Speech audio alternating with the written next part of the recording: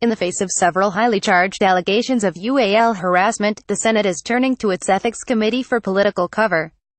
It is an open secret in Washington that this committee is an ethics committee in name only.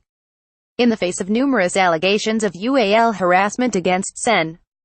FrankenAlan Stuart FrankenReport Conyers settled wrongful dismissal complaint over UAL advances. Arianna Huffington denies Franken behaved inappropriately in response to new photos. Right way and wrong way. More DMINN. And potential Sen. Roy Morale. The Senate and its Ethics Committee face a moment of truth. Should the committee open an investigation into allegations against Franken and potentially more, as has been proposed by Senate Majority Leader Mitch McConnell? Addison Mitchell McConnell. Alabama election has GOP racing against the clock. McConnell PAC demands more return its money. Klobuchar taking over Franken's UAL assault bill. More RKY. And Franken himself, it will have radically re-envisioned the scope of its oversight. Historically, the committee has interpreted its jurisdiction in very narrow terms, often punting on the hard questions and gaining a well-earned reputation as a black hole where ethics allegations go to die.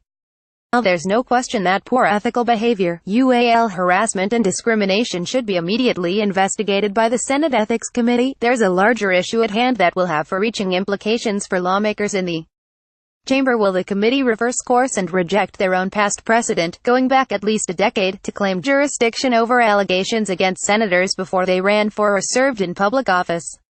Looks like political expediency is forcing the Senate's hand. This is a committee that has consistently avoided addressing these kinds of issues for years, by insisting that it only had a narrow scope of jurisdiction. For example, in 2007, the Senate Ethics Committee, in response to an outside complaint, investigated Sen.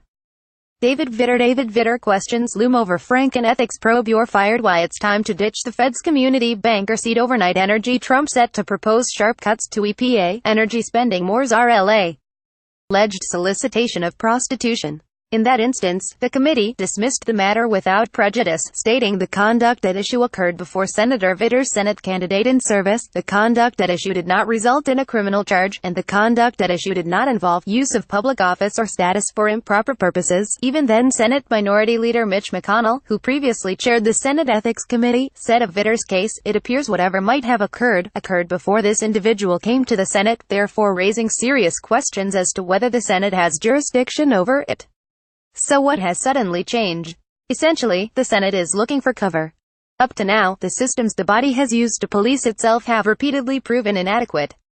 Now is the moment for the Senate Ethics Committee to explicitly reject the limited scope laid out in the Vitter case and articulate a new standard through either a public letter or Senate resolution that clearly lays out under what circumstances lawmakers or staff fall under Senate Ethics Committee jurisdiction.